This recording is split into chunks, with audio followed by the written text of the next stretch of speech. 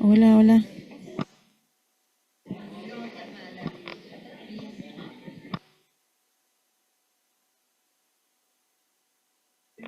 Hola, hola. Hola, hola. Hola, ¿qué tal? Buenos días. Bueno, estamos en la segunda jornada de neonatología. Vamos a presentar la mesa correspondiente a, de forma segura, cómo y cuándo trasladar a un recién nacido. Bueno, yo soy la doctora Sarabia, también soy neonatóloga y formo parte del equipo de traslado neonatal. Y los disertantes, bueno, van a ser la doctora Malvina Patagua, especialista en neonatología, trabaja acá en el Hospital Materno Infantil y también forma parte del equipo de traslado neonatal terrestre. El doctor Javier Nars, coordinador de vuelo sanitario y especialista en neonatología, y el licenciado José Soto, que bueno, es enfermero de traslado terrestre neonatal y instructor de RCP. Va a iniciar la doctora Malvina.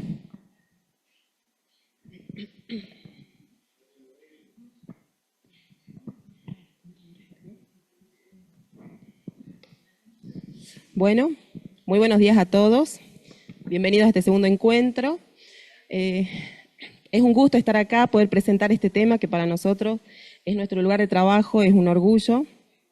Y bueno, acá como para en el segundo día ir cerrando, podemos ir aunando algunos conceptos, así que está bueno para ir repasando.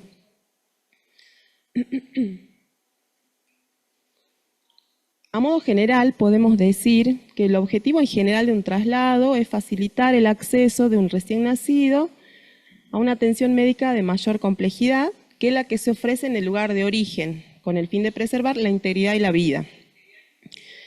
Pero en los inicios, el sustento y las bases de este sistema de traslado, para tener un contexto, vamos a hablar un poquito de la mortalidad infantil, que fue en descenso, esto ya lo comentó la doctora también, en los últimos tiempos, que en el 2022 fue bajando y quedó en un 8,4 por mil nacidos vivos.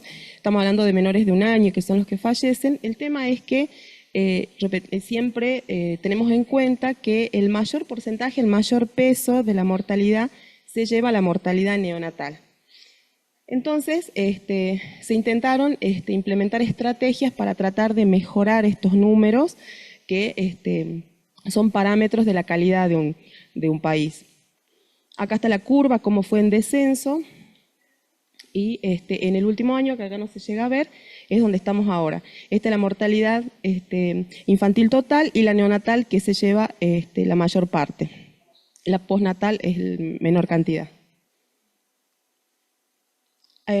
Surge a todo esto, para seguir repasando, la ley de los 1000 días, que nos habla de la atención y cuidado integral de la salud durante el embarazo y la primera infancia, que tiene como objetivo ampliar lo que es los cuidados y los derechos de la salud del niño y de la madre en los primeros días.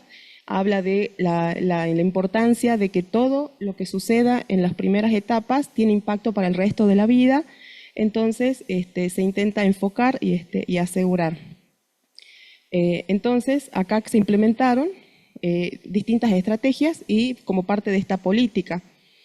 Y surge también el tema de la regionalización, que fue tan importante para nosotros, que como base con que toda mujer tiene derecho a un embarazo planificado, a un parto seguro y respetado. Y todo niño a su vez tiene el derecho a nacer en el nivel de complejidad que según su riesgo le corresponde. En base a esto, genera la regionalización, que es una estrategia político-sanitaria, que lo que intenta es alinear, dice, el riesgo con el nivel de atención. Es decir, se intenta generar un sistema coordinado a través de distintas, de conocer las demandas de la población, conocer, generar un sistema de acuerdo a las complejidades de los distintos hospitales de cada lugar. Entonces, acá tenemos niveles de complejidad, porque no todos, como se mencionaba, no todos los bebés pueden nacer en todos los lugares, y por otro lado, tenemos distintos niveles de complejidad, desde el primer nivel, que debería detectar los riesgos y los segundos niveles que pueden atender partos de bajo riesgo hasta los niveles más altos donde se pueden recibir partos de mayor riesgo.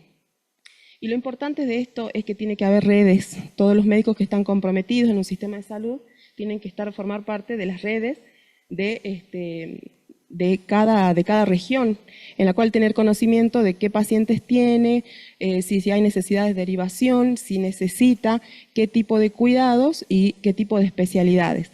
Y ahí entra un poco en juego el sistema de traslado, en el cual es el que va a comunicar no solo físicamente, sino a través de la comunicación verbal, telefónica, de la realidad de estos pacientes y de la necesidad. Y también mencionamos las CONES, que son muy importantes, que ya también se había hablado, que son las condiciones obstétricas y neonatales esenciales para el funcionamiento de estos establecimientos públicos y privados, por supuesto, para que se puedan atender partos. Y esta es la idea, es que se pueda conseguir que en todos los lugares donde se tengan partos se logren estas condiciones que son las mínimas, en teoría son las mínimas, que pueden garantizar una recepción adecuada para un bebé, con seguridad. Entre la disponibilidad quirúrgica, anestesia, transfusión de sangre segura, tratamientos médicos maternos, asistencia neonatal inmediata, evaluación del riesgo materno y neonatal y un transporte oportuno para el nivel de referencia.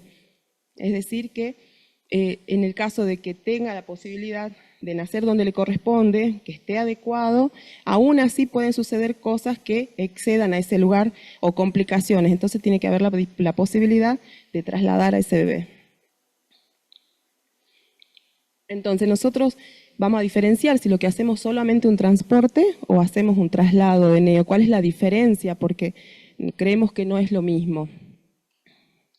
El transporte solamente se considera el desplazamiento, simplemente llevar algo de un lugar a otro sin los cuidados que merece. En cambio, el traslado es un grupo de acciones donde hay una comunicación, un seguimiento, estabilización, hay que no solo trasladar, sino también hay que comunicar a la familia, hay que buscar la mejor forma y el mejor momento más oportuno para realizar el traslado, si es que es necesario, la valoración del paciente, y en la comunicación constante con el centro que solicita el traslado. Entonces, no solamente es llevar un bebé, transportar una persona, es todo un complejo grupo de situaciones. Entonces, consideramos que el traslado es una actividad de alto riesgo por el tipo de paciente, lo rápidamente cambiante del entorno y a la responsabilidad que conlleva. Son pacientes que, debido al peso, a menor peso, menor edad gestacional, mayor el riesgo. A mayor distancia de traslado, mayor el riesgo. Mayores complicaciones, mayor el riesgo. Entonces, el equipo que se le dedique a esto tiene que ser que esté especializado en trabajar, en conocer y tener experiencia para trabajar con este tipo de pacientes.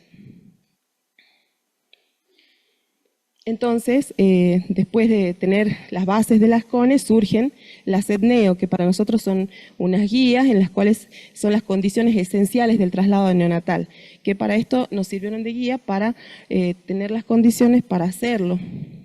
¿Qué hace esta guía? Establece las necesidades mínimas en términos de organización, logística, recursos humanos, equipamiento e insumos con los cuales debe contar cada uno de los programas de traslado provinciales o regionales para garantizar mejores resultados de manera segura. Es decir, que a través de eso nosotros debemos contar con todas las condiciones para poder implementar uno según las necesidades, la demanda de la región y tener lo que se necesita. Entonces, vamos a hablar un poco de los fundamentos, aspectos organizativos, roles, equipamientos.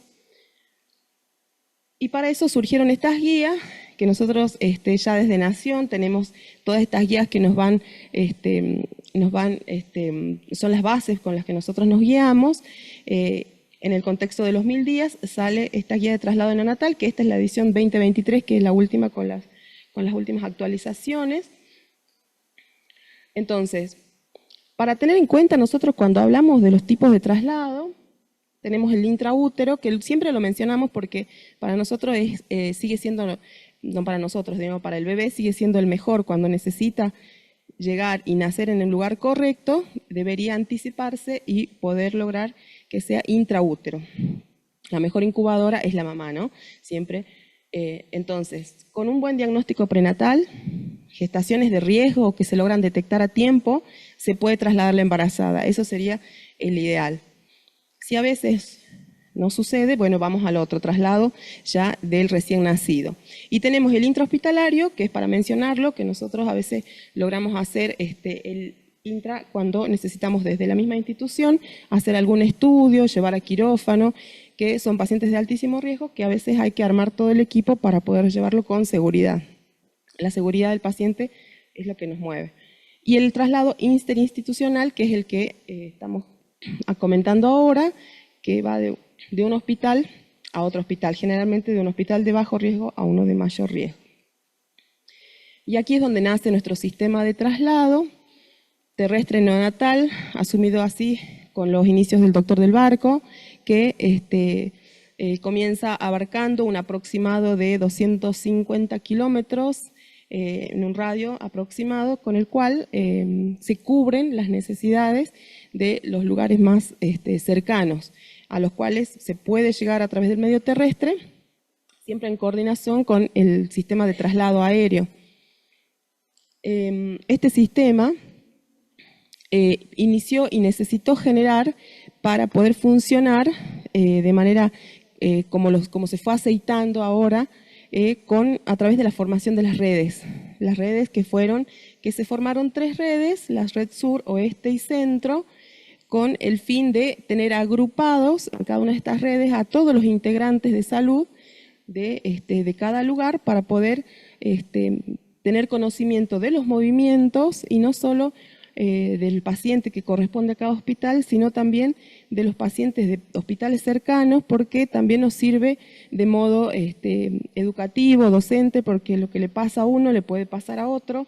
Entonces, también comparando para aprender nos sirve mucho que pueda estar siempre conectados y con todos los mensajes que se van enviando en conocimiento del resto de la red. Son redes muy amplias porque no siempre, como decíamos ayer, no siempre es el médico, es el que genera la solicitud, están los enfermeros, lo que a veces durante la reanimación, durante un procedimiento o la captación de una situación de riesgo, son los que inician la consulta y los que envían la información. A través de estas redes se logra aunar a todo un equipo en el cual con el tiempo nos fuimos conociendo y acá se incluyó al Hospital de Orano, Hospital de Tartagal, que son los hospitales grandes de referencia zonales, pero que también estamos en contacto por una cuestión de comunicación por la necesidad de los pacientes y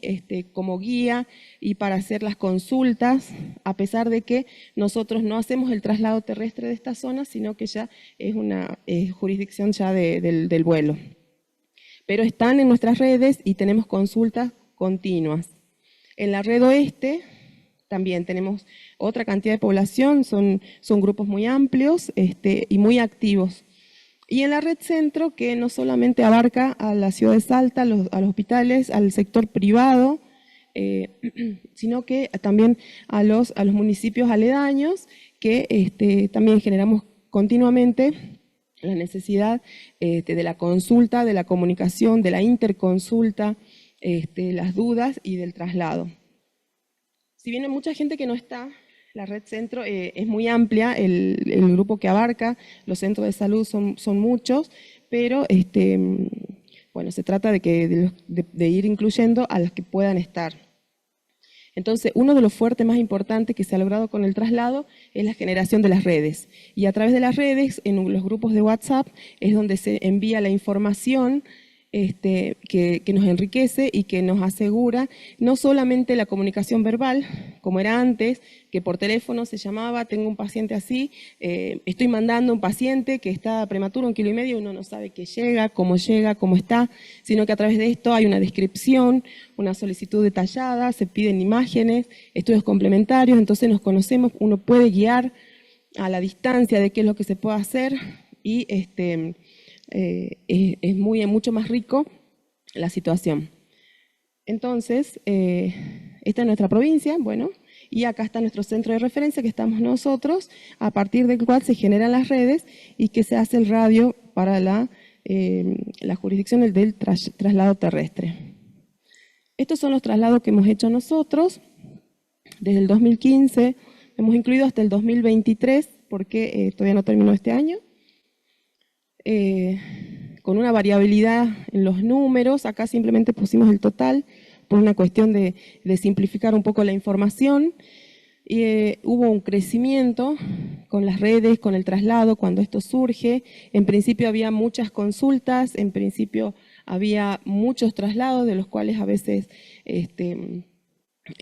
eran mucho movimiento de pacientes, que el tema es que cuando uno va, busca un paciente rápidamente, lo puede traer. A veces uno está logrando la separación del binomio y a veces eso es lo que nosotros también tratamos de fomentar, que se mantenga unido, que se sostenga el vínculo y de realizar el traslado que tenga indicación de traslado. No solamente de lograr el traslado para un hospital de alta complejidad y que se resuelva. Es una cuestión compleja de tratar de valorar que se pueda movilizar el que lo necesite. Entonces, por eso es que al principio había muchas consultas, mucho movimiento, de los cuales muchos eran traslados de bebés que se recuperaban rápido, que estaban en su periodo transicional, había mucha movilización y a su vez en los hospitales, antes de empezar, porque cuando empieza el traslado también empieza la capacitación al interior, se empieza a generar la posibilidad de hacer CPAP en el interior, en mayor medida de lo que se venía haciendo, y eso se nota francamente en la disminución, porque muchas veces se mejora, los bebés logran estabilizarse, superan sus dificultades y pueden quedarse en el lugar de origen. Entonces, si bien nosotros acá ponemos los traslados estrictamente en los cuales se mueve la ambulancia y uno moviliza un paciente, que fueron 1.802 en total, que no es poco, nosotros acá hubo un descenso, pero las consultas telefónicas, no tenemos los números, pero las consultas telefónicas en las cuales se manejan pacientes que no terminan trasladándose o consultas varias, es muy alto el número y es muy relevante. Estamos recién tratando de sumar datos para poder más adelante tener esos datos para presentarlos. Respecto a las consultas telefónicas, que se lleva, la verdad que el mayor número, que nos lleva mucho tiempo, nos lleva de bebés que a veces necesitan venir, necesitan consultas con especialistas, son muchísimas las consultas por múltiples causas y esto es lo que nos genera las redes, la posibilidad de tener acceso a las imágenes, no solo para nosotros, sino para el resto de los integrantes, que también uno va viendo lo que puede ir apareciendo. Entonces, bebés con malformaciones, controles, qué es lo que aparece, estudios complementarios. Entonces, de distintas consultas que son todas reales, son todas algunas fotitos nada más de lo que fuimos recibiendo, que son bebés que muchas veces quedan en el lugar y otras veces se genera el traslado. Y otras veces se genera el traslado aéreo porque son a distancia o porque no pueden por los tiempos llegar o por alguna otra condición, pero que ya quedan registradas. Las indicaciones de traslado son múltiples, tienen muchas variantes. Acá pusimos algunas, simplemente por nombrar algunas, respecto, por ejemplo, la diferencia, la disociación entre la complejidad del lugar donde nace el bebé y la necesidad del centro que lo está sosteniendo, que a veces no alcanza, la prematuridad, si es un bebé grave, malformaciones, si necesita algún otro método diagnóstico, terapéuticas especiales, etcétera. Las indicaciones son muy, muy amplias y de acuerdo a la gravedad o algunas condiciones, nosotros tenemos 3 tipos de traslado que tenemos según el riesgo, de alto, mediano y bajo riesgo, que lo vamos a ir nosotros clasificando de acuerdo a distintos parámetros que vamos encontrando. Los bebés de bajo riesgo son los bebés que están estables, que tienen un buen peso, que pueden tolerar un traslado terrestre sin descompensaciones según lo que previamente se establece. Medianos riesgos son bebés que están estables, pero que tienen cierto riesgo, por ejemplo, algunos prematuros, algunas patologías que se estabilizaron, o que requiere oxígeno, pero con baja, un soporte de bajo riesgo como una cánula, un halo, que se encuentre estable. Y el alto riesgo en el cual ya tenemos pacientes estables, pero que están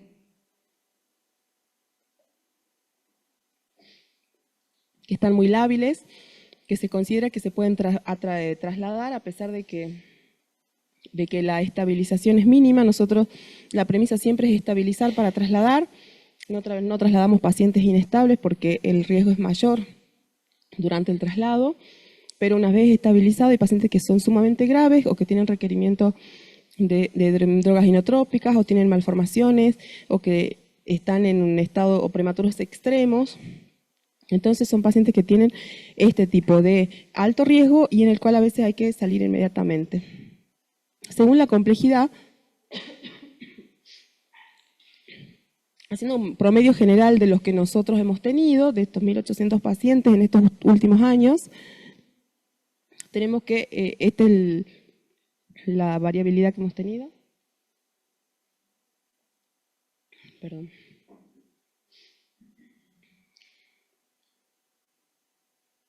Un 24% se lleva a la alta complejidad, 40% a la mediana y un 36% de baja complejidad. Acá incluye todos los traslados que se hicieron, públicos y privados, ¿no? Porque también se cubre la parte privada con obra social. Según el tiempo también, urgente, programado, esto también es muy importante porque si es urgente no hay tiempo a hacer los trámites, lo que uno solicita, los papeles, la obra social, los otros pedidos. Lo más importante es poder salir, así que necesitamos los datos para poder salir cuanto antes. Los traslados programados por estudios, los pacientes que pueden esperar, se hace con tiempo, con más de 24 horas, para que pueda ser un traslado seguro.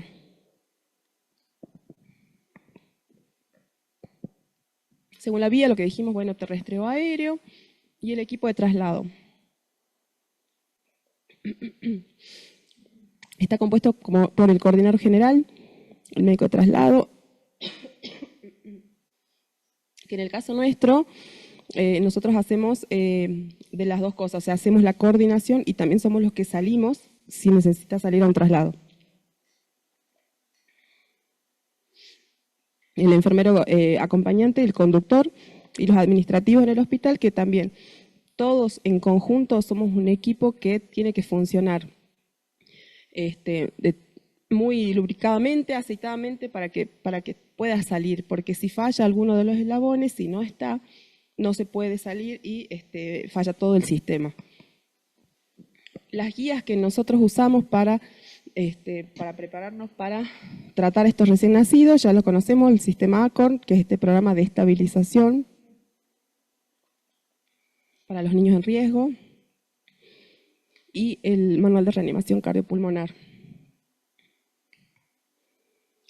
Recursos materiales, muchísimos, y todos necesarios, no nos pueden faltar porque cuando llegamos a veces los recursos son limitados, entonces necesitamos contar con lo que llevamos.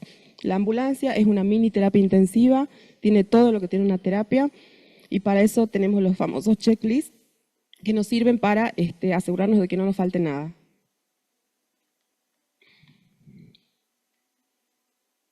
Esta es nuestra foto de un habitáculo nuestro que tiene todo el equipamiento. Y cuando se realiza la activación de un traslado, se hace contacto con el médico coordinador, llamar a admisión y gestionar con la obra social si es necesario. El centro emisor, que tiene el recién nacido, debe realizar la estabilización inicial, aproximación diagnóstica, prepara los datos, actualiza constantemente el estado del paciente, comunica a la familia.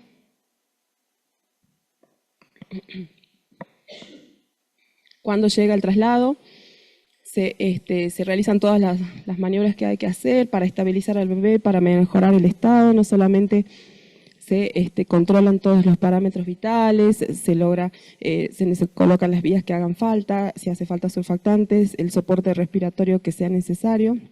Se hace un trabajo arduo con todo el equipo. Siempre trabajamos en conjunto, siempre los tres, generalmente es el médico, el chofer enfermero, médico, chofer enfermero, siempre en equipo. Y durante el viaje, muy importante, la seguridad. Una vez que estamos seguros de que ya va a salir, se ponen todas las condiciones, las fijaciones para evitar accidentes durante el traslado, para estar seguros, y en el traslado también continuamente se van haciendo los controles necesarios. Tenemos las planillas de control, las planillas para generar, guardar los datos y para llevar la información. Y bueno, orgulloso de nuestro sistema. Muchas gracias.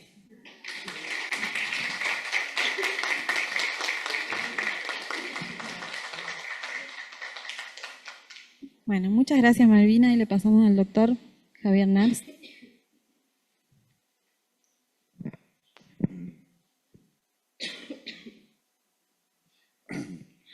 Buenos días. Bueno, a mí me toca hablar un poquito de lo que es el traslado aéreo. La idea, digamos, que yo voy a mostrar ahora un poco son cuáles son las diferencias que hay con el traslado terrestre y qué son las cosas que nosotros tenemos en cuenta a la hora de, digamos, de hacer un vuelo sanitario, que son un poco diferentes a lo que es el traslado terrestre, ¿sí?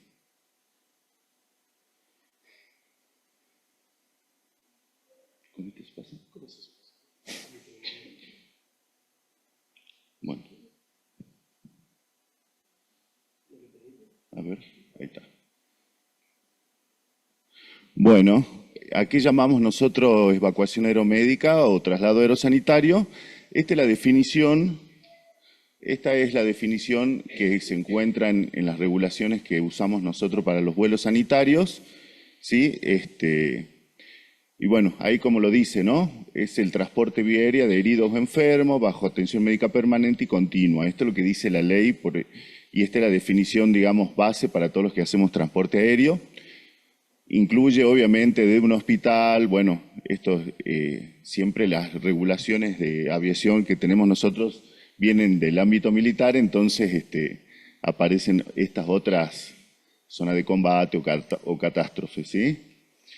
¿Cuál es el objetivo final? Bueno, el objetivo de realizar un traslado aerosanitario, ¿sí?, es llevar un paciente a un centro con mayor nivel técnico, o sea, de mayor complejidad, en donde puedan proporcionar una atención más compleja, que haya especialistas más entrenados o de mayor experiencia, ¿sí?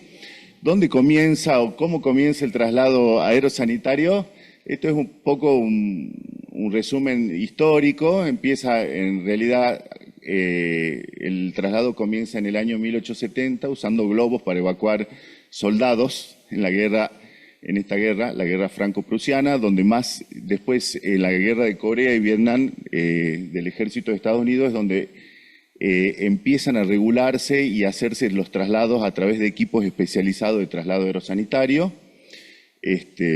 y ahí empieza a avanzar. ¿Y dónde comienza, digamos, el traslado en pediatría y en neo, digamos? Básicamente con lo que es la regionalización, ¿sí?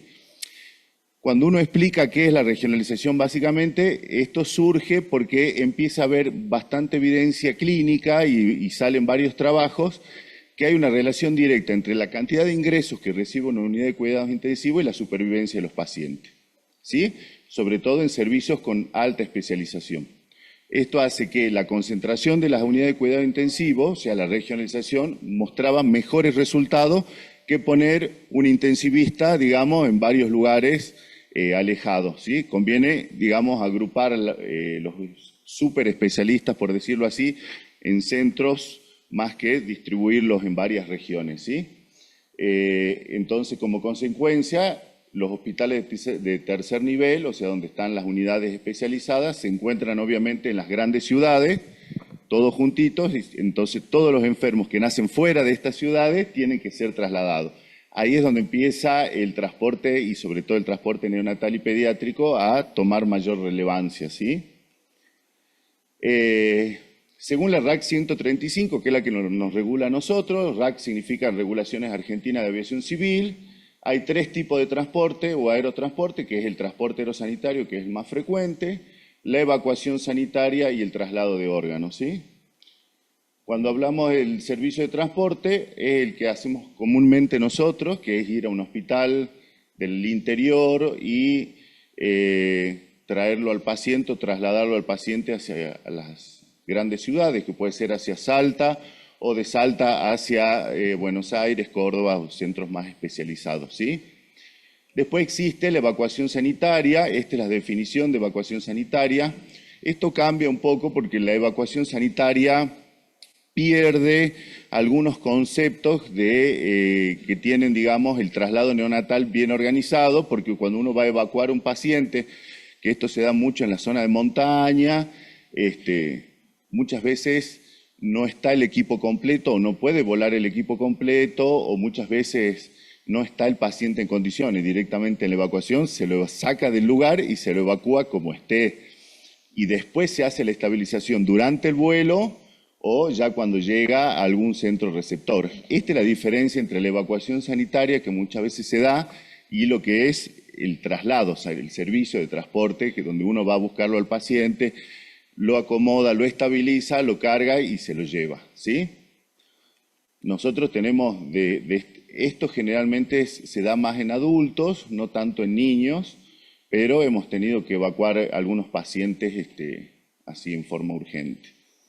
Y bueno, y el traslado de órganos, que ya sabido por todos, ¿sí? Ventajas y desventajas del medio de transporte, ¿sí? Elegir avión, helicóptero, según la distancia, según la meteorología, el tipo de paciente que vamos a traer. Eso se va decidiendo en el transcurso del vuelo y se analiza según el tipo de paciente que vamos a traer y obviamente a dónde, cómo y cómo está la meteorología, ¿sí?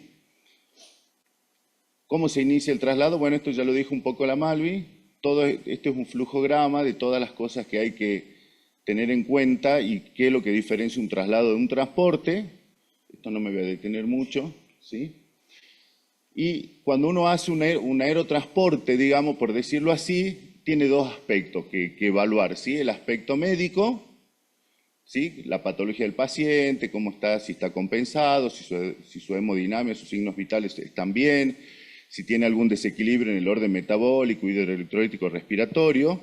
Pero nosotros también tenemos que evaluar la parte aeronáutica, que es lo que yo voy a recalcar en esta pequeña charla, que es lo que tenemos que ver aparte de cómo está el paciente, toda esta situación de fisiología de la altura, meteorología y cosas que tenemos que ver a la hora de hacer un vuelo sanitario, ¿sí? Indicaciones neonatales, obviamente, hay un montón, pero esta última, que es la que quiero recalcar, que la indicación del traslado incluye todo esto, pero cualquier recién nacido que no ha evolucionado bien y que no sabemos qué tiene, también hay que trasladarlo a un centro de mayor complejidad, ¿sí? Y no perder tanto el tiempo. Contraindicaciones para el aerotransporte son poquitas, sobre todo las absolutas, son muy pocas, las contraindicaciones relativas un poco más.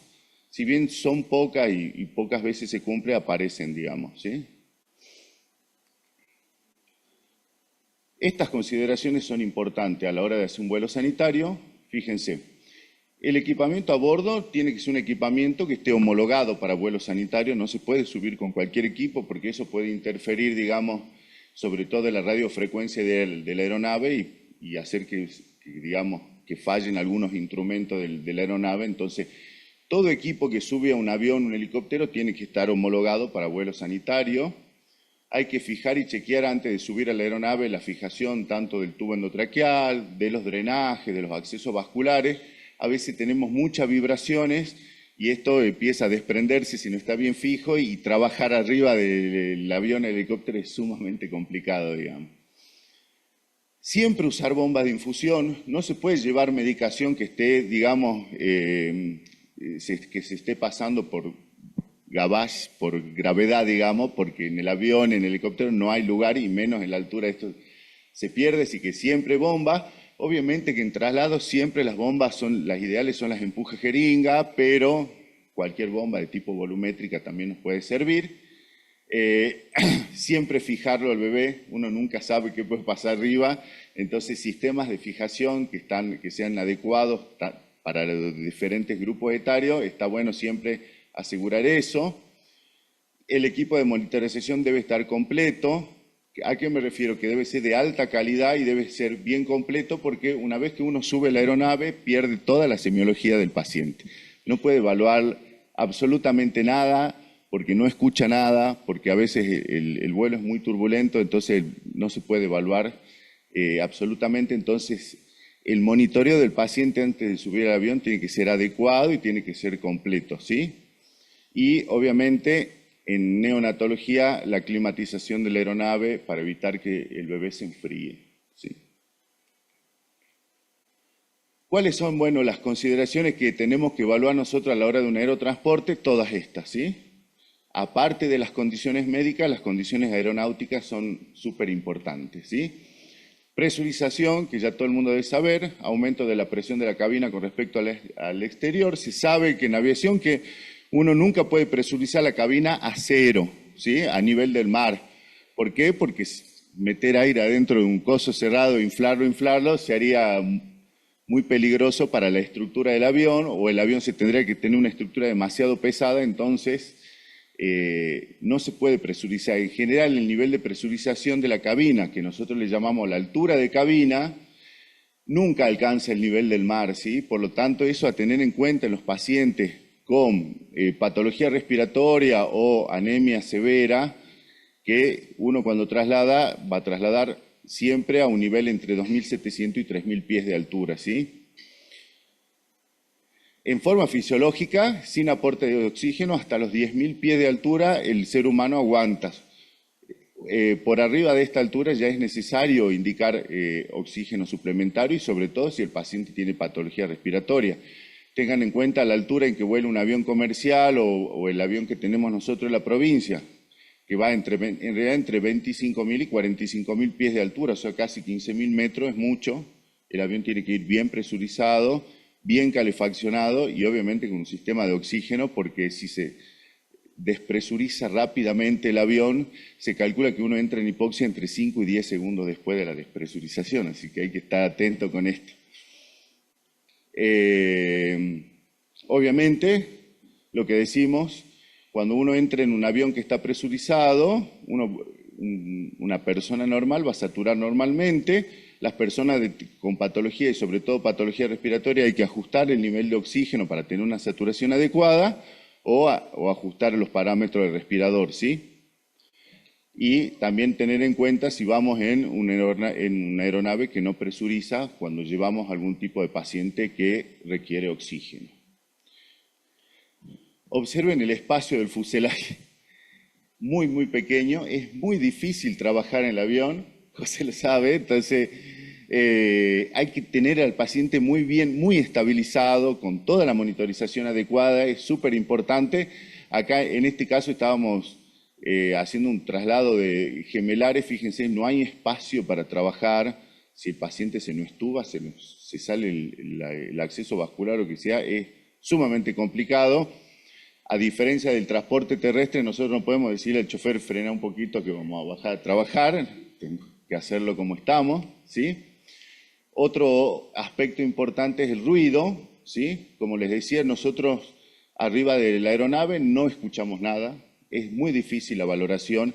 Fíjense esto, el nivel que alcanza, de ruido que alcanza un avión, que supera los 70 a 100 decibeles, y hay aviones de tipo turbohélice que superan este tipo de ruido, o sea que no se escucha nada.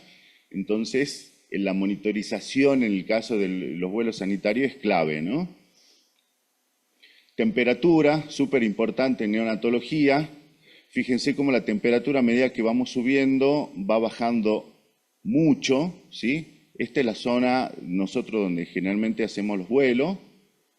Y fíjense cómo a medida que vamos subiendo la temperatura va bajando, entonces es súper importante mantener la incubadora bien caliente y el paciente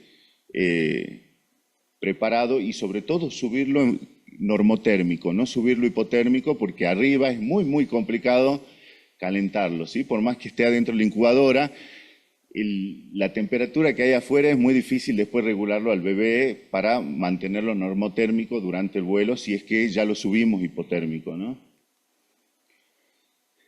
Esto en neonatología cobra vital importancia, ¿sí? Que son las vibraciones, sobre todo cuando volamos en helicóptero.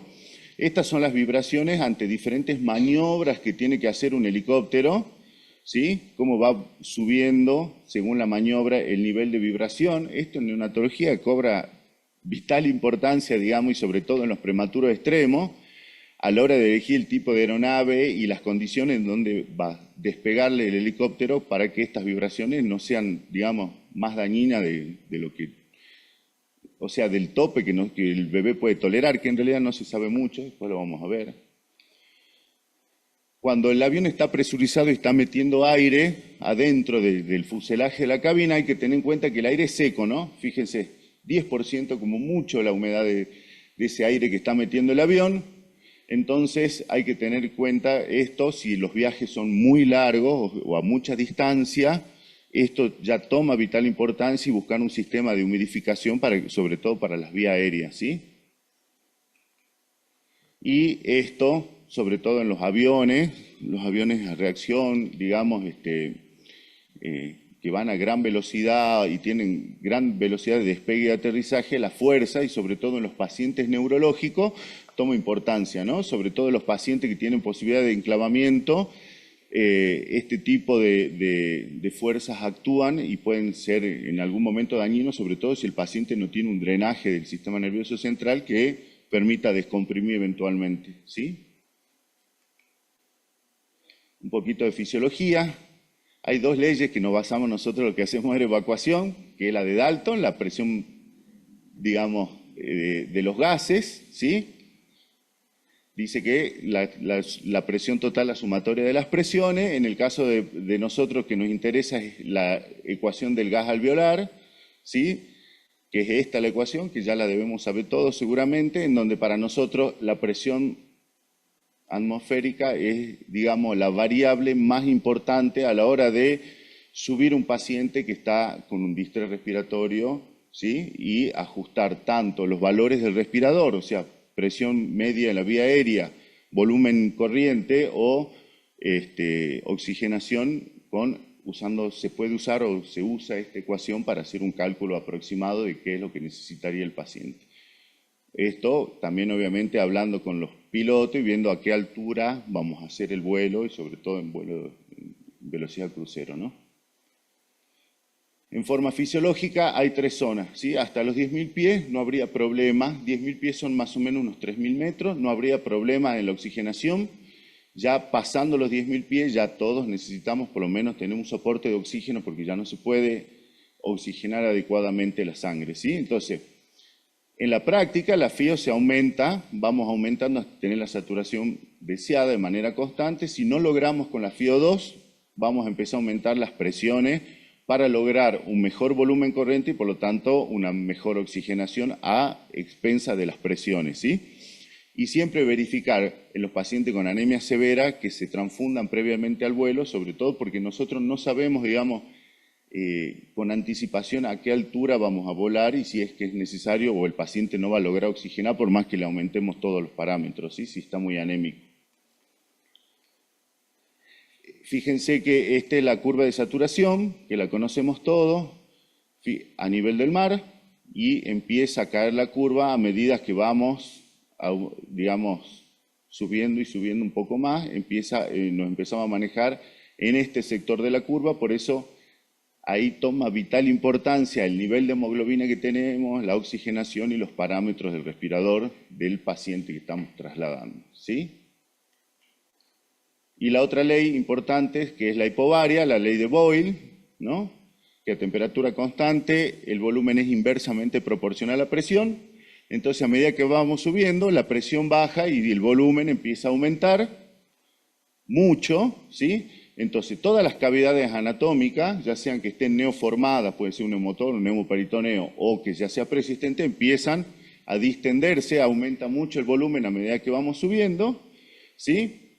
Fíjense que el volumen se duplica a los 18.000 pies de cualquier órgano que tengamos, de cualquier cavidad neoformada sobre todo, ¿sí? Y fíjense que hay que tener entonces especial cuidado en los pacientes que tienen cirugías abdominales, por el riesgo que hay de perforación y los escapes de aire, ¿no?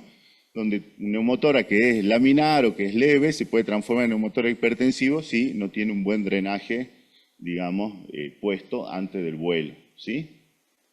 Los efectos del disbarismo, de la hipovaria, ¿sí? La presión barométrica, cómo va a medida que vamos subiendo de altura, la presión va cayendo, mucho, bastante. Eso es importante. Y otros factores, que no sé si hay mucha gente.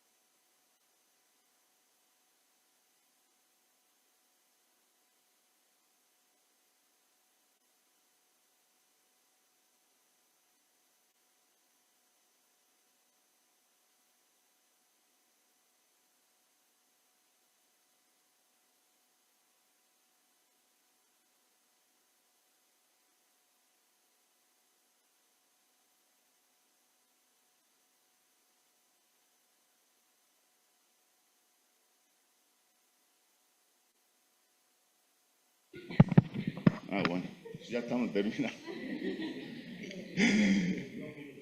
Bueno, entonces, muchas veces uno solicita un vuelo sanitario, dice, y el lugar está muy alto, la temperatura es muy elevada, no tenemos la aeronave o la aeronave no puede aterrizar o no podemos llevar incluso tanto peso, entonces no se puede ir con el médico, con el enfermero, tiene que ir un médico, tiene que ir un enfermero o a veces ninguno, no nos da, entonces es súper importante todas estas cuestiones que parecen que no toman, digamos, relevancia, para nosotros sí, ¿no? A la hora de hacer el traslado es importante, ¿sí? Y bueno, yo para terminar les muestro un poquito cómo es el sistema de traslado aéreo de la provincia, ¿sí? 12 pilotos entre helicópteristas y de avión, 10 médicos, 15 enfermeros y 6 mecánicos componen todo el equipo del sistema. Esto se comparte entre la Dirección de Aviación Civil y el SAMEC. Estas son las aeronaves, estas son las especificaciones, no voy a ahondar en eso porque es muy técnico.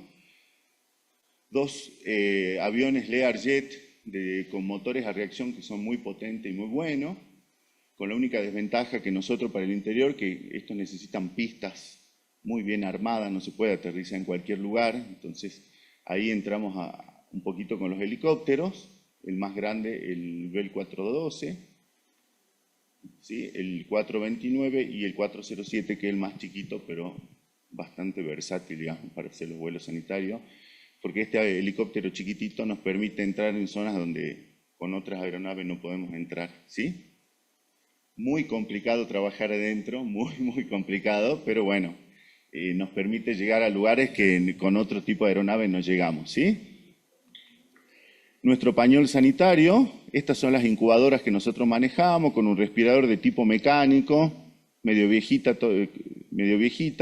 Contamos obviamente, como en todo traslado de neo, con tubos de oxígeno y aire comprimido y el pañol sanitario, ¿sí? La foto de nuestro trabajo diario, ¿sí? Esta es la estadística, ¿sí?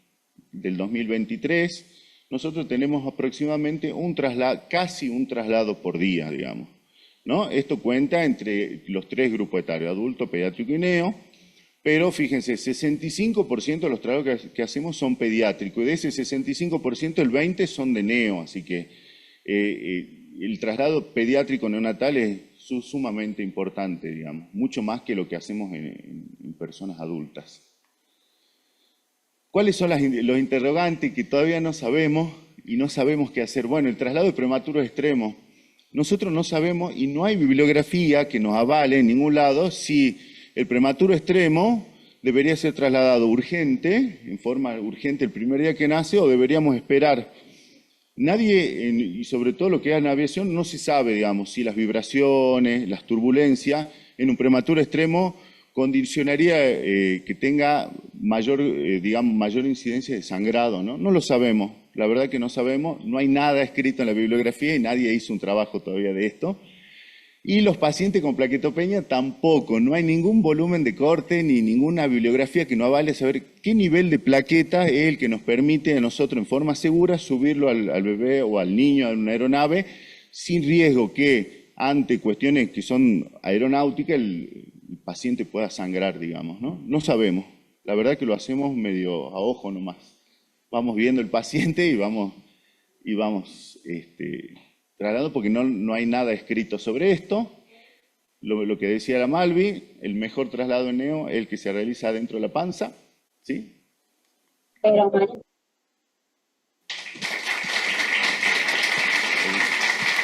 Muchas gracias, doctor. Y vamos finalizando con el enfermero José.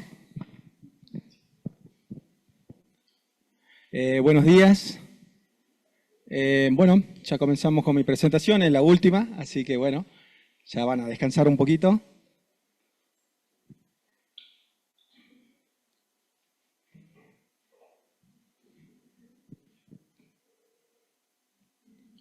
Bueno, para ir comenzando, los contenidos o los objetivos que me fijé para esta charla sería conocer un poco de los niveles de riesgo del manual ACOR, ¿sí?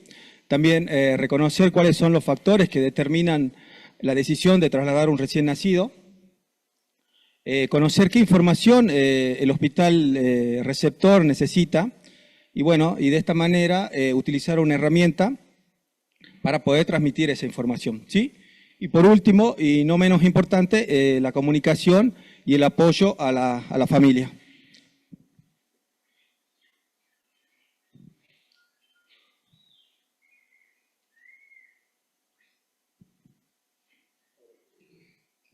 Bueno, no siempre que se realiza una consulta se desea necesariamente realizar un traslado, ¿sí? Pero sin embargo, si ese bebé lo necesita, es muy bueno que se realice en forma temprana, ¿sí? Los factores a tener en cuenta son la condición actual del recién nacido, ¿sí? Es importante saber si ese recién nacido está estable o está inestable, es muy importante. Y bueno, es importante conocer la información de ese recién nacido, ¿sí? Los recursos del hospital derivante, como dijo nuestra compañera, ¿sí? No es lo mismo un hospital de nivel 3 que un hospital de nivel 2, ¿sí? Los recursos son limitados, tanto el recurso humano como el recurso de materiales, ¿sí? Los patrones regionales de derivación, bueno, se refiere a que en todos los hospitales tienen que saber a qué número llamar y cómo pedir ayuda, ¿sí? La disponibilidad del equipo de traslado también es importante, ¿sí? Puede ser que se necesite un traslado, pero el equipo esté realizando o esté finalizando un traslado, ¿sí? El modo y la disponibilidad de traslado, bueno, si se necesita un traslado terrestre o se necesita un traslado aéreo, ¿sí? Las condiciones meteorológicas, ¿sí? Bueno, el traslado, como lo dijo el doctor, ¿sí? El traslado aéreo está más condicionado, ¿sí? La ambulancia quizá por la distancia, ¿sí? Pero la ambulancia puede salir en todo momento, ¿sí? Sale de día, sale de noche, sale con lluvia. Bueno, acá vamos a hablar un poquito de los niveles de riesgo, para qué son, para qué sirven, ¿sí? Al establecer un nivel de riesgo, esto nos va a permitir nos permite ayudar a justificar ese traslado, ¿sí? A un hospital de mayor complejidad, ¿sí? Cada secuencia ACOR asigna un nivel de riesgo, ¿sí? Para ese recién nacido, ¿sí? Ya lo vamos a ver. Y otra cosa importante que tenemos que saber es que el nivel más alto de riesgo asignado en cualquier secuencia ACOR determina el riesgo final para ese recién nacido, ¿sí? Y debe estar escrito en la evaluación primaria ACOR. Acá está la evaluación primaria ACOR. Como dijimos, hay muchas secuencias. Cada secuencia tiene un nivel de riesgo. Y el nivel de riesgo mayor es el nivel de riesgo final de ese recién nacido, ¿sí? Por ejemplo, si tenemos un nivel de riesgo amarillo en la secuencia respiratoria, ¿sí? Y en las demás secuencias tenemos un nivel de riesgo verde, el riesgo final de ese recién nacido va a ser amarillo, ¿sí? Va a ser el de mayor riesgo, ¿sí? Bueno, vamos a conocer un poquito los niveles de riesgo. El nivel de riesgo son 3, el verde, el amarillo y el rojo, ¿sí? Vamos a comenzar con el verde. Son los recién nacidos que tienen 35 semanas de gestación o más, están clínicamente estables y necesitan un nivel bajo de intervención y monitoreo continuo, ¿sí? Y los requisitos continuos no exceden la capacidad del centro de atención, ¿sí? Eso es muy importante, ¿sí? Sí, por ejemplo, este recién nacido que todo lo que necesita, todos los cuidados que necesite ese recién nacido, se los pueden dar en el lugar de origen. Bueno, acá se va complicando un poco. Acá tenemos un nivel de riesgo amarillo, ¿sí? Hay que tener mucha atención con estos pacientes, ¿sí? El recién nacido está clínicamente estable, pero necesita un mayor nivel de observación e intervención, ¿sí? O el recién nacido está clínicamente estable, pero se prevé un empeoramiento del curso clínico. O sea, está estable, pero en cualquier momento se puede volver inestable, ¿sí? Estos son los más difíciles, ¿sí? El centro de atención puede proporcionar el manejo, las investigaciones y el monitoreo adecuados para la condición del recién nacido, ¿sí? Estos recién nacidos con nivel de riesgo amarillo son los que deberían realizar la consulta, ¿sí? Estos recién nacidos van a necesitar traslado si las necesidades que necesita ese recién nacido van a exceder a la capacidad del centro para otorgárselos, ¿sí? Por ejemplo, recién nacidos con niveles altos de bilirrubina, ¿sí? Están estables, pero necesitan ser trasladados. Recién nacidos con oxígeno, ¿sí? En donde, como dijimos, van a necesitar un mayor nivel de observación e intervención, ¿sí? Por ahí si este bebé nace en un lugar en donde no tiene una enfermería que está dedicada para cuidar a los niños exclusivamente y tienen otras tareas, entonces ese niño debe ser derivado, ¿sí? Bueno, el nivel de riesgo rojo, ¿sí? Son los chicos más complejos, ¿sí? El recién nacido está inestable o enfermo y necesita un alto nivel de observación o intervención, ¿sí? O se prevé que el recién nacido se vuelva inestable o no se encuentre bien. El recién nacido requiere un cuidado que excede las capacidades del centro para administrarlo o monitorearlo de manera segura, ¿sí? Esa es la clave, ¿sí? O sea que los cuidados de ese recién nacido ya exceden a los que les pueden dar, ya sea como dijimos, los recursos, ya sea humanos o los recursos materiales, ¿sí? El equipamiento para poder monitorear o realizar las intervenciones que ese recién nacido necesita, ¿sí? Pueden ser este ejemplo, ¿sí? Que nos pasó, son unos gemelares que nacieron en el interior, en donde los pusieron en un solo halo cefálico, ¿sí? Y bueno, es un nivel de riesgo rojo, ¿sí? Bueno, un chico con malformaciones, ¿sí? Que también exceden las capacidades del centro de donde lo están atendiendo, ¿sí? Estos bebés hay que ir a buscarlos, ¿sí? Bueno, como dijimos, vamos a necesitar información para poder ir a buscar a esos recién nacidos, ¿sí? Los bebés nacen y hasta que lleguemos nosotros hay que comenzar con la atención de ese recién nacido, porque nos podemos demorar, como habíamos dicho, ¿sí? Entonces, ¿cómo vamos a realizar la consulta?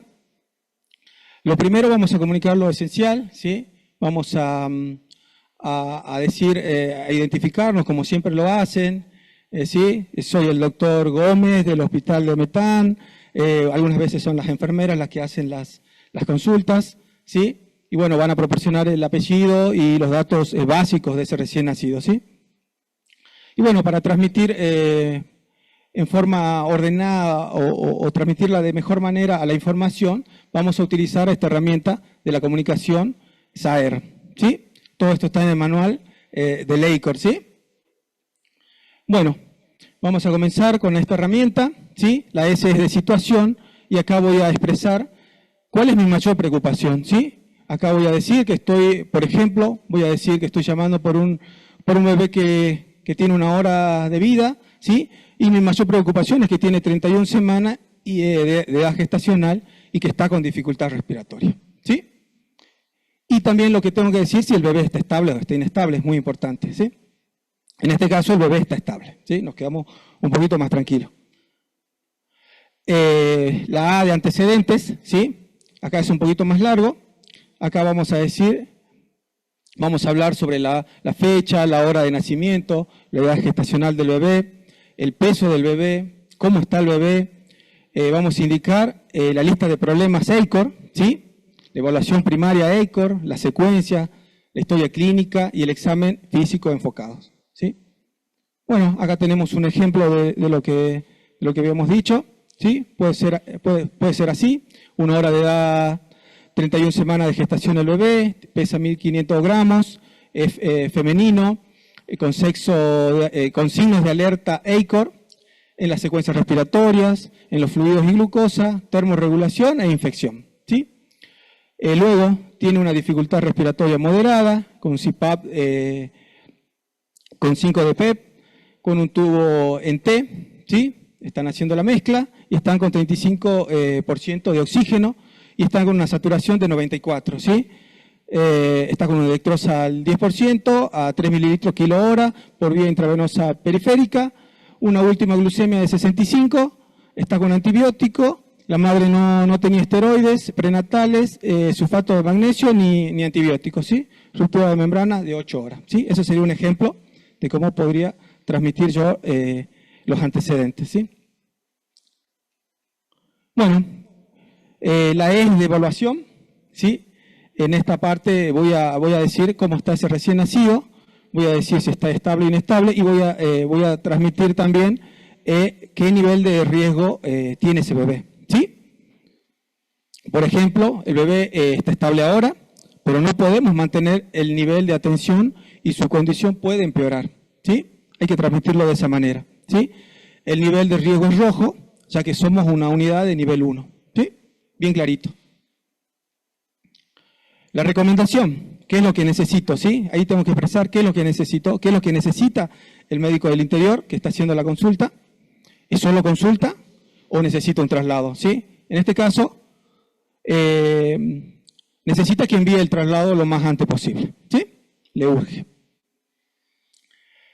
En respuesta, bueno, acá vamos a, el médico o el enfermero que está haciendo la consulta va a permitir al coordinador de médico de ese día que está recibiendo la consulta poder expresar si tiene alguna pregunta, ¿sí? Que no haya recabado, ¿sí? Alguna información que no haya proporcionado, ¿sí? Bueno, otros detalles por ahí que no lo expresa el manual, pero sí nosotros lo estamos haciendo, son los videos y las fotos, ¿sí? Por ahí, acá vamos a ver algunos ejemplos, ¿sí?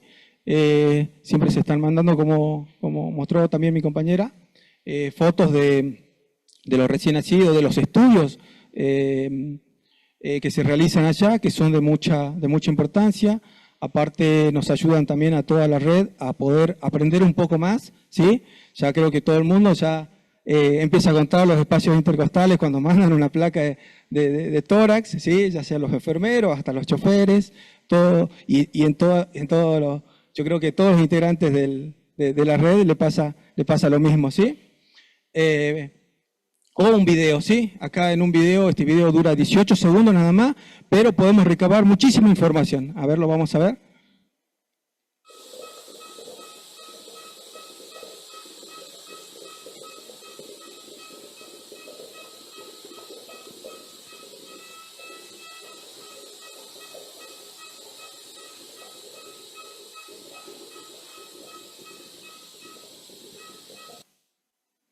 Bueno, son 18 segundos, pero se puede observar muchísimas cosas, ¿sí?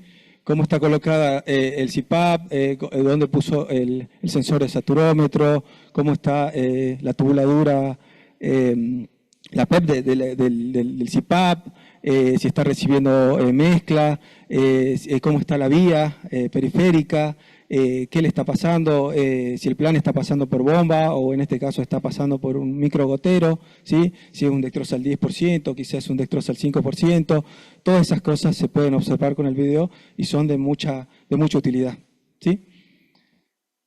Bueno, acá un pequeño caso clínico así rápido para que podamos, ejercitar un poco lo de herramientas SAER.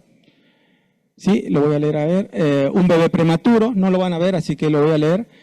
Un bebé prematuro tardío nace en el hospital de Lajitas, por ejemplo, y no necesita reanimación al nacer. Su edad gestacional es de 35 semanas y su peso de 2.500 gramos. ¿Sí? La evaluación primaria EICOR muestra que el bebé no presenta signos de alerta, excepto el riesgo de hipoglucemia, el riesgo de ictericia y un mayor riesgo de inestabilidad térmica. Usted anima a la madre, o sea, allá en Lajitas, a amamantar temprano y mantener al bebé piel a piel. ¿Sí? Se hacen planes para controlar la glucemia a las 2 horas de edad y para controlar y trazar los niveles de bilirrubina antes del alta. A las 2 horas de edad, la glucosa en sangre del bebé es de 33, a pesar del manejo con las tomas de leche, no se normaliza y permanece por debajo de 47. ¿Sí? A las 4 horas de edad, la glucemia se ha elevado a 60 con la ayuda de una infusión venosa periférica de 4 mililitros kilo hora de dextrosa al 10%. ¿Sí? La evaluación primaria EICOR muestra el riesgo de ictericia y un mayor riesgo de inestabilidad térmica. La temperatura axilar del bebé es de 37 grados y no existe una sala dedicada a los recién nacidos en el hospital. ¿Sí? Bueno, acá nos tendríamos que preguntar, y bueno, les pregunto a ustedes, ¿qué deberíamos hacer? ¿Se debería quedar? ¿Se debería ir? Bueno, lo vamos a resolver rápido. Sí, primero vamos a pensar en cuáles son los factores, lo que hablamos al principio, cuáles son los factores que determinan el nivel de riesgo, ¿sí? O cuáles factores determinan el traslado, ¿sí?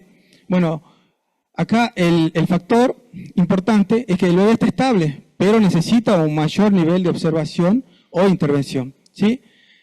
El bebé también necesita un mayor nivel de atención que excede las capacidades del centro de atención. Y si nos acordamos el nivel de riesgo, ¿qué nivel de riesgo le corresponde a este recién nacido? ¿Sí? Yo creo que acá está la clave, acá en que necesita un nivel de atención que excede las capacidades de atención, ¿sí? A pesar de que ese bebé está estable, ¿sí? ¿Sí? ¿Cuál es el nivel de riesgo? El nivel de riesgo es amarillo, ¿sí? Bueno, ¿cómo vamos a transmitir la información con la herramienta? Lo vamos a hacer para este caso. Lo vamos a hacer en situación, ¿sí? Me comunico por un bebé de 4 horas, de 35 semanas de gestación, con hipoglucemia. El bebé está estable ahora, ¿sí? En antecedentes, bueno, es un poquito más largo. Bebé varón de 35 semanas, peso al nacer de 2,5 kilos. Ahora tiene 4 horas de vida, con signos de alerta EICOR en la secuencia fluidos y glucosa, ictericia y termorregulación. Su glucemia a las 2 horas era de 33, ahora de 60. No parece tener ictericia en este momento, la temperatura axilar es de 37 grados. En evaluación, esta es la condición del recién nacido, ¿sí? Eso es lo que vamos a decirles. El bebé está estable ahora, ¿sí? Pero no podemos mantener el nivel de atención requerida, el nivel de riesgo es amarillo, ¿sí? Ya que somos un hospital nivel 2 sin una enfermería destinada a los recién nacidos. ¿Sí? La recomendación es que envíe el equipo de traslado lo más antes posible. Y la respuesta, bueno, acá vamos a permitir al coordinador que nos haga las preguntas que por ahí necesite hacer, ¿sí? Bueno, al último, y no por eso menos importante, la comunicación y el apoyo a las familias, ¿sí? El equipo debe presentarse a los padres y explicar su función, ¿sí? Muchas veces llegamos los tres vestidos de la misma manera y los familiares no saben quién es el médico, quién es el chofer, cuál es el enfermero, así que es muy importante presentarse y, bueno, decir cuáles son nuestras funciones, ¿sí?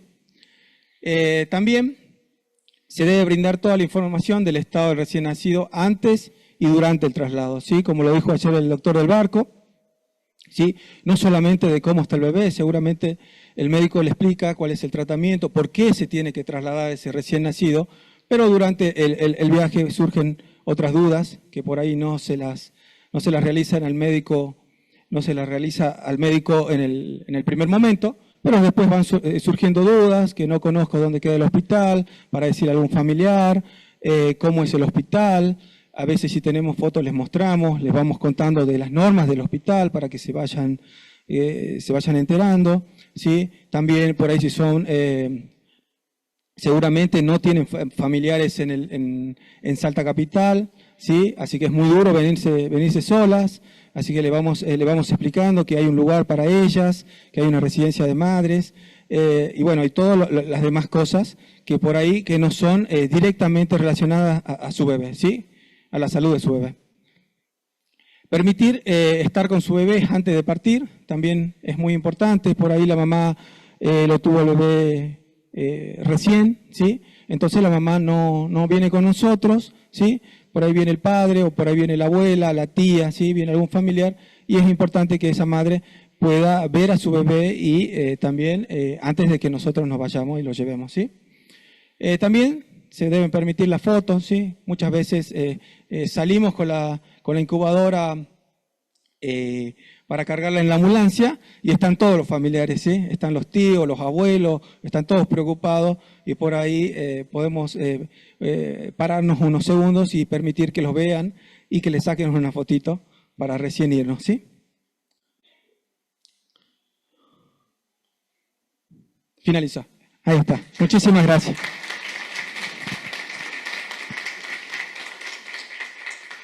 Bueno, muchas gracias a los disertantes y ahora vamos a iniciar con las preguntas. Acá ya nos levantaron las manos. Hola, buen día. Te hago una preguntita a José o a todo el equipo, ¿no?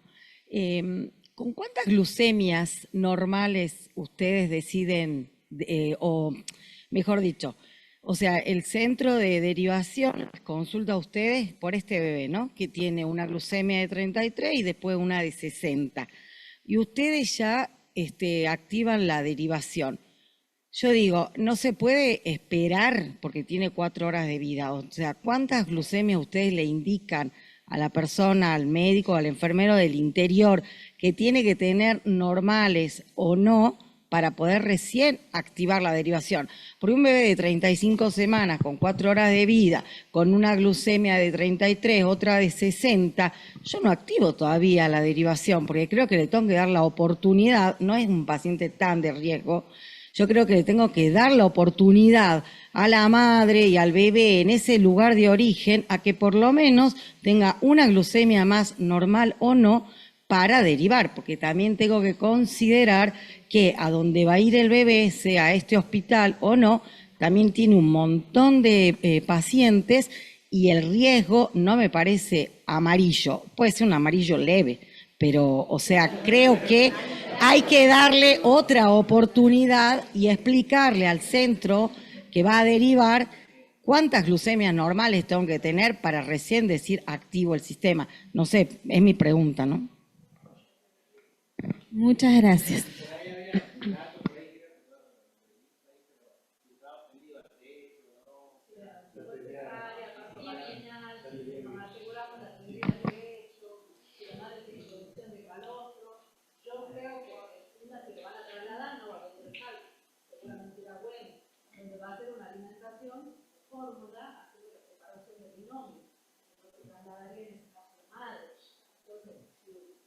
Por eso digo, es difícil de opinar con este caso, creo que son mal elegidos casos.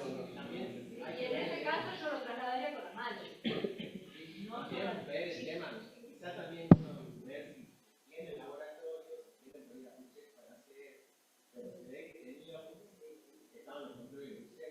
Claro. Sí. Claro, fue un ejemplo simplificado en realidad, ¿no? Porque claro, nosotros la evaluación se hace primero siguiendo las líneas ACOR que nosotros con esas guías trabajamos, en las cuales sí se puede, si el paciente tolera, se intenta siempre prender al pecho, iniciar con el calostro, la extracción de la madre o la prendida al bebé, si no se consigue se intenta también, según dicen las guías, según la glucemia también, aporte con fórmula.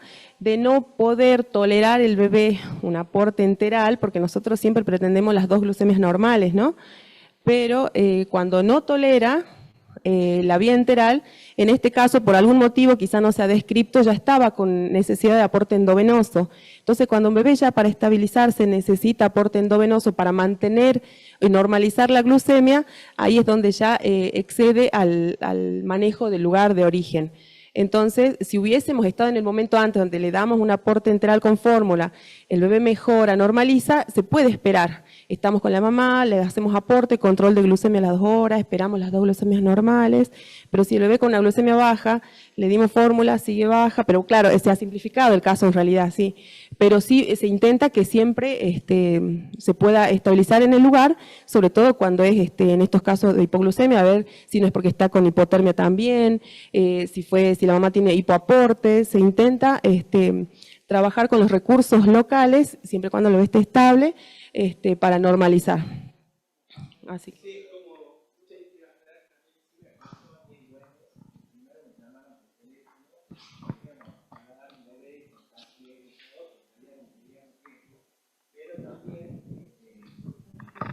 Después también nos comunicaron de que el bebé estaba mejor y que no era necesario el traslado.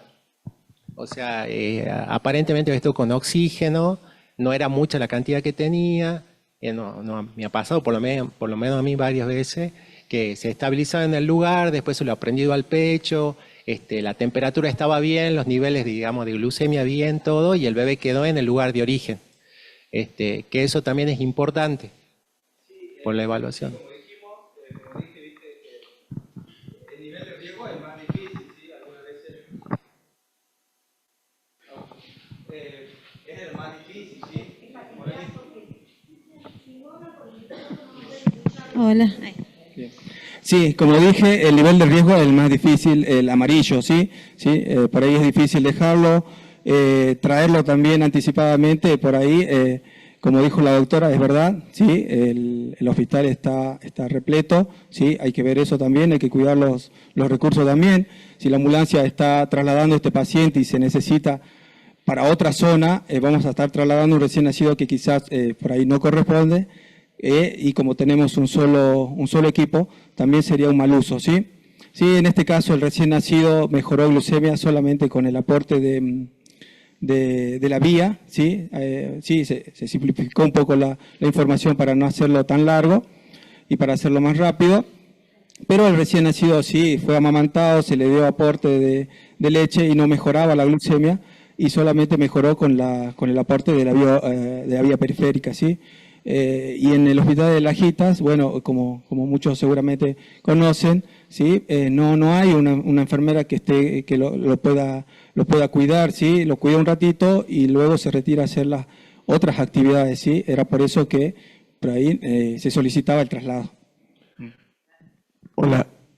Bueno, yo primero quiero felicitar a los expositores por el nivel de las charlas y que tiene que ver con un salto cualitativo que ha tenido la provincia de Salta a partir de la implementación del sistema de traslado terrestre neonatal.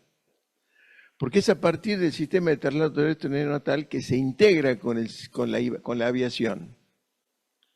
Es decir, y quiero resaltar esto porque los que están en Salta tienen que entender que no hay muchas provincias, y yo no sé si hay alguna provincia en el interior, que funcione con este sistema, donde los médicos y los enfermeros del traslado terrestre son todos con experiencia neonatal. En cambio, en las otras provincias, y aún en el mismo Buenos Aires, los niños no son trasladados por neonatólogos, algunas veces son pediatras, y son intensivistas, pero no son neonatólogos. Y el recién nacido no es un chico pequeño, es una situación diferente. Entonces, esto que se ha mostrado en Malvinas, por ejemplo, hay algo que ustedes tienen que saber. Los primeros años hubieron muchos traslados porque hubo mucha presión por parte del sistema a los efectores que no estaban acostumbrados a esto. No estaban acostumbrados, primero no estaban acostumbrados a consultar. Segundo, no tenían mucha afinidad con el sistema. Tenían diferentes criterios. Bueno, todo esto llevó un tiempo, ¿no? Decirles, por ejemplo, que ¿por qué en los primeros años se ven tantos traslados y ahora no tantos? No tiene que ver solamente con el nivel de nacimientos. Tiene que ver con que antes la red tenía el Papa Francisco y que el Papa Francisco era un hospital de segundo nivel acá en la capital y la estadística estaba contabilizada con referencia y contrarreferencia, que es un tema que desde el punto de vista estadístico uno tiene que mirar, porque el traslado neonatal no es solamente el traer pacientes. El traslado neonatal es también contrarreferir los pacientes. A mí me gustó mucho el enfoque de la disertación de Malvina. Creo que habría que ajustar esas cosas para saber cuántas veces la ambulancia salió para devolver los pacientes a hacer la contrarreferencia. Y la otra cosa que quizás se omitió acá, porque bueno, el tiempo no da, es que teníamos la conducta, y que creo que debe seguir, porque yo ya no estoy en las redes, de que cuando el bebé llegaba a Salta, después se informaba al área operativa si es posible todos los días o día por medio. Inclusive los médicos y los enfermeros del interior preguntaban cómo está el paciente. Y esta devolución de contestarles a ellos cómo está el paciente y hacer lo que decía ayer Laura, ¿no? Hacer el análisis de lo que estuvo bien y lo que estuvo bien en la decisión, cómo nos comportamos en el momento de tomar las decisiones, cómo se repartieron los roles, cómo actuó el coordinador. Porque acá una figura central en el traslado neonatal es el que es el responsable máximo del traslado, ¿no? Entonces, esta obligación de analizar cómo pasaron las cosas, pero después de trasladado, poder analizar qué hicimos, dónde estuvimos bien, qué podemos mejorar, también es un tema. Y yo no coincido con Marisa sobre que el caso no fue el mejor. Yo coincido que el caso fue el mejor, porque es el más frecuente. Y es el más frecuente y el que puede crear más dudas. En cambio, el chico que tiene la gastroquisis, que tiene el onfalocele, el otro bebé con dificultad respiratoria grave, y en ese nivel de riesgo uno lo va a pegar sin lugar a equivocarse, ¿no? En cambio, discutir el manejo y el traslado de un chico que eventualmente podría quedarse en el lugar es un poco más difícil. Pero esto no debe, digamos, crear dicotomías. Lo que debe crear es unidad. Y nosotros hemos tratado de crear unidad a través de EICOR. Primero, sabemos que en la provincia y en el país hay 2 documentos que pueden salvar vidas. 2 normativas que pueden salvar vidas si el equipo de salud los abraza, que es el RCP neonatal del manual argentino y el EICOR de estabilización.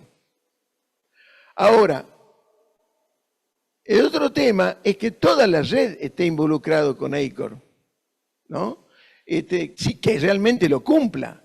Yo me acuerdo que cuando nosotros íbamos a trasladar un bebé en aquella época, donde la presión que se ejercía era mucha, y yo espero que haya entendido los médicos y los enfermeros, que esto perseguía casualmente lo que ustedes están logrando ahora.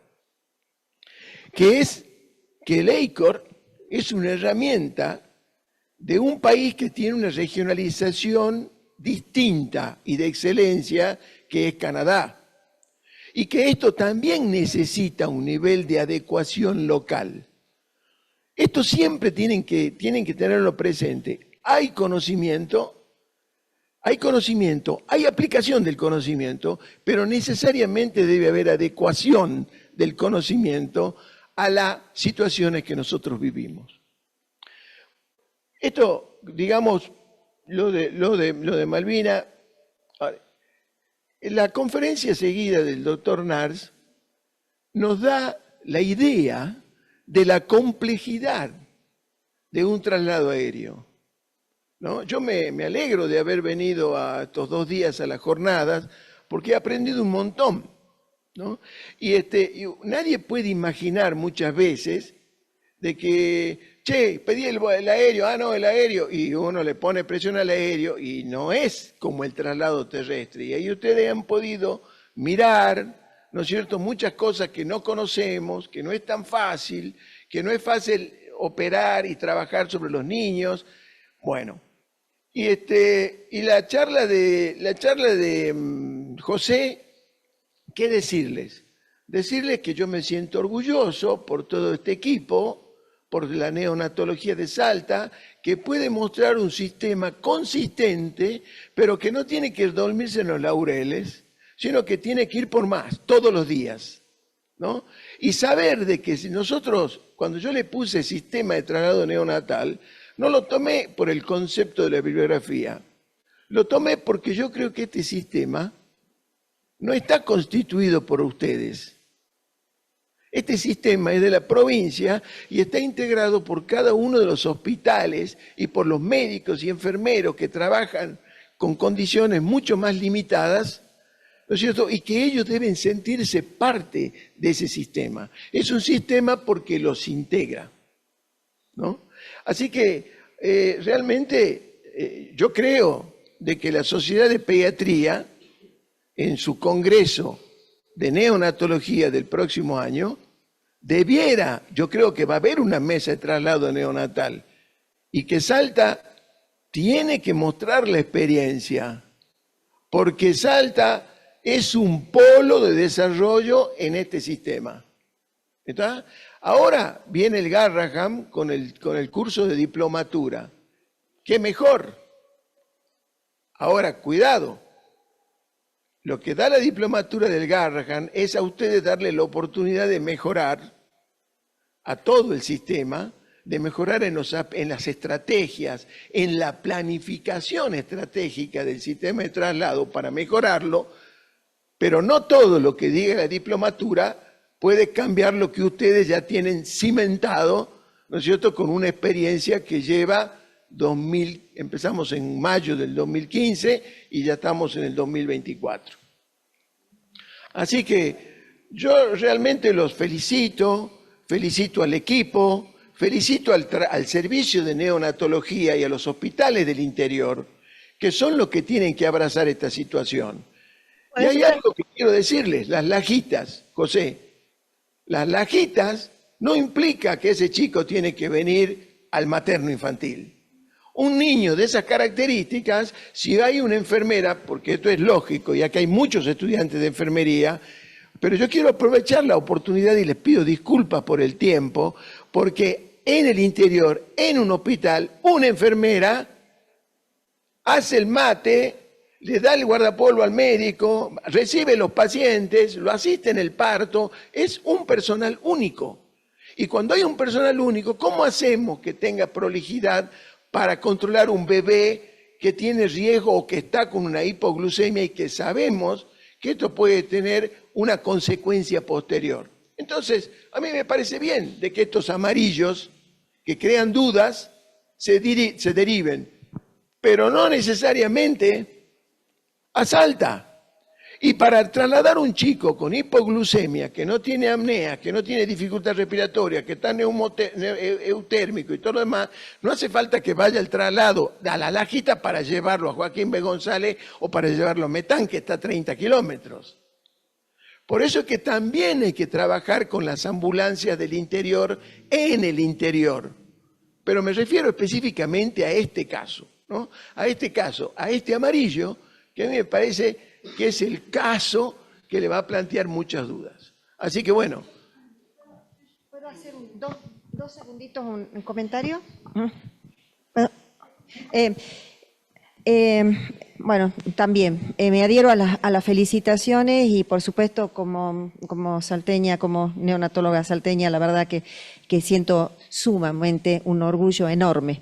Pero bueno, con respecto a esto, lo único que quería decir sobre el caso clínico, adhiero a todo lo que ha dicho el doctor del Barco, pero sobre todo con respecto al caso clínico, estos amarillos, yo creo que no se hizo mucho, creo que no, o al menos me parece, que no se hizo tanto hincapié en que justamente no había un personal que pudiera estar permanentemente, ¿no? Lo mencionó, permanentemente cuidando al recién nacido. Hemos tenido niños, en algún momento estaba también en las redes y lo hemos visto, niños que han tenido, enfermeros han colocado vía endovenosa y que no podían estar a cargo de ese niño, estuvieron a cargo de otros y ese niño tuvo una infiltración muy importante en el miembro, ¿no? En el miembro porque no podían cuidarlo y es un miembro que fue afectado, ¿no? Esto lo sabemos, lo hemos trabajado y lo hemos marcado justamente como un error, como un evento adverso.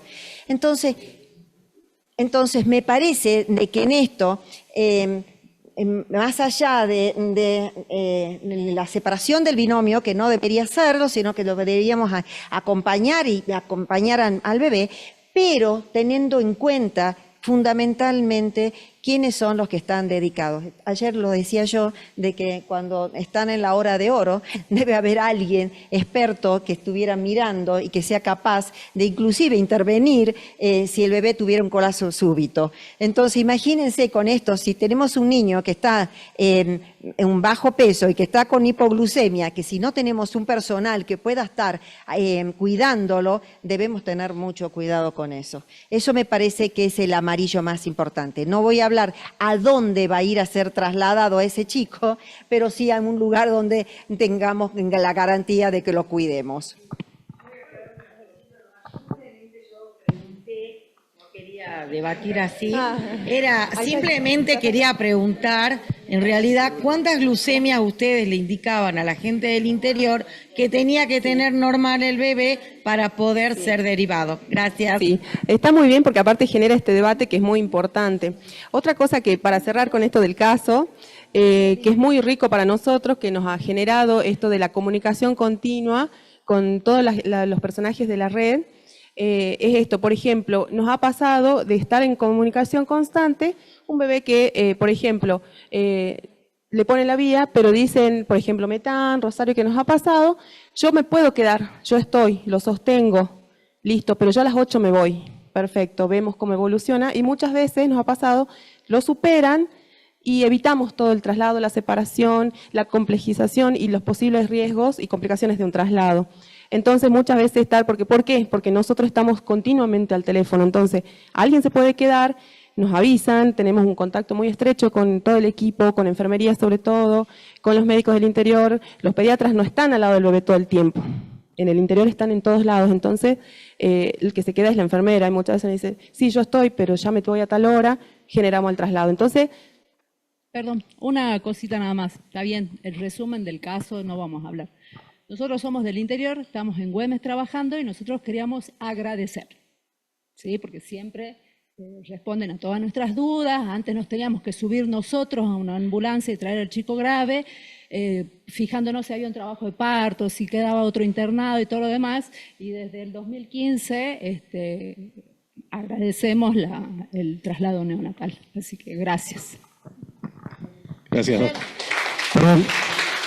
Tenemos preguntas que están realizadas a través del Zoom. Hay muchas felicitaciones por el tema de las ponencias, pero también hay alguien identificado como MP4081 que dice que en el caso de neonatos que se reciben en el primer nivel de atención con probable ALTE o brumas en esta época, no pertenecemos a ninguna red de traslado, solo coordinamos con el servicio de Neo para derivar a fin de informar la situación y solo usamos el formulario de referencia y contrarreferencia.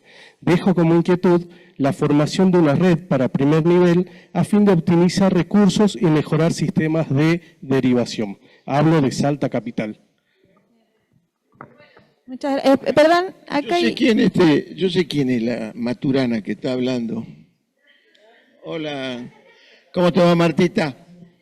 Es la doctora Maturana, siempre preocupada por el primer nivel. Yo quiero decirles que hay una cosa que sí surge de esta pregunta que Marta hace y que tiene mucha importancia.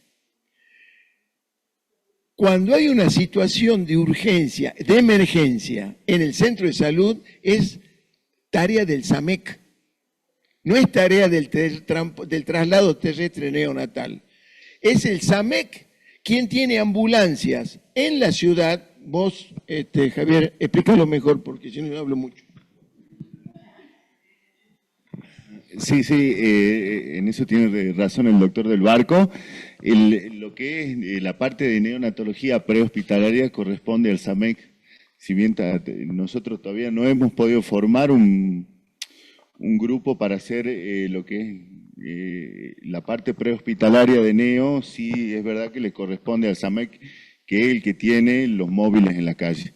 Nosotros, por una cuestión de necesidad y de falta en realidad, no tenemos un equipo especializado de neo, que incluso tampoco tenemos un equipo con médicos. Muchas veces la atención pasa por el enfermero y el chofer, pero sí corresponde la atención al SAMEC, digamos que es el que más rápido va a llegar. Bueno, nosotros somos acá un grupo de alumnos de la Escuela Ramón Carrillo del Carril.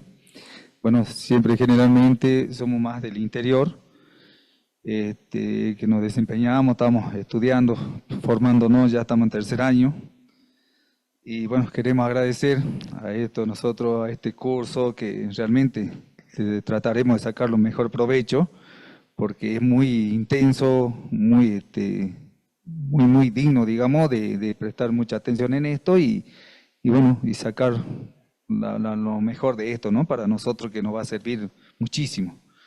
Y estar en medio de todos estos profesionales así tan de alto nivel, a nosotros por ahí nos quedamos medio como abriendo los ojos, ¿no? Así, la verdad que es muy agradable estar acá. Así que bueno, nosotros le queremos agradecer en nombre de toda nuestra institución Ramón Carrillo del Carril, la sede que tenemos ahí, por esta invitación y bueno, agradecerle muchísimo. Y yo personalmente ahí, aparte de esto de los vuelos sanitarios, yo me desempeño como chofer de ambulancia del hospital de Huachipa. Bueno, ahora me dediqué a estudiar, avanzar un poquito más en enfermería. El tema de los vuelos, ahí me quedó una pregunta a mí. ¿Qué es lo que hay que tener en cuenta? Porque nosotros trabajamos mucho en las partes de serranías. Entonces, cuando llegas, nosotros pedimos un vuelo sanitario, a veces ya nos pasó. Yo tuve una experiencia así, que teníamos, un paciente no lo podíamos sacar en tabla hacia la ambulancia porque no podíamos llegar por la dificultad del camino, por el clima, ¿ves? Estaba lloviendo y bueno, y ahí hemos pedido un vuelo sanitario en una tarde. Ya era haciéndose ya ya queriendo entrar ya la nochecita. Bueno, llegó el helicóptero, pero no aterrizó. Entonces yo quería saber qué es lo que hay que tener en cuenta para pedir un vuelo así.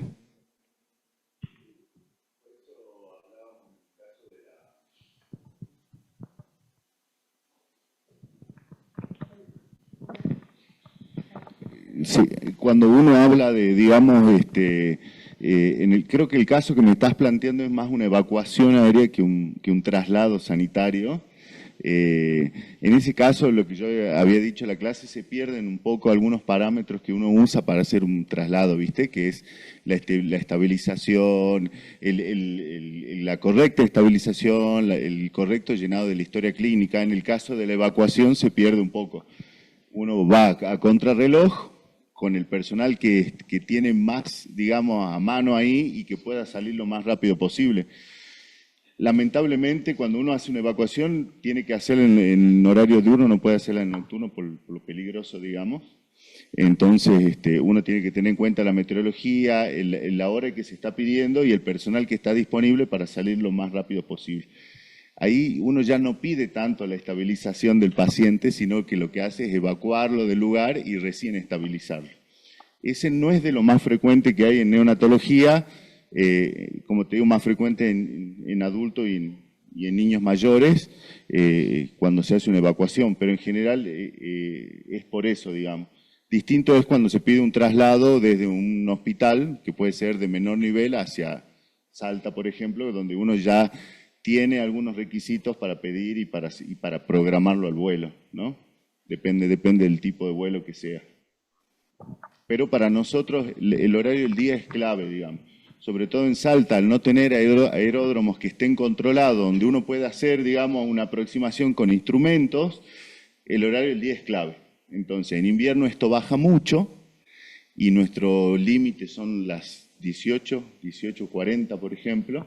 En verano aumenta un poco, pero el límite es la luz del día, digamos, básicamente.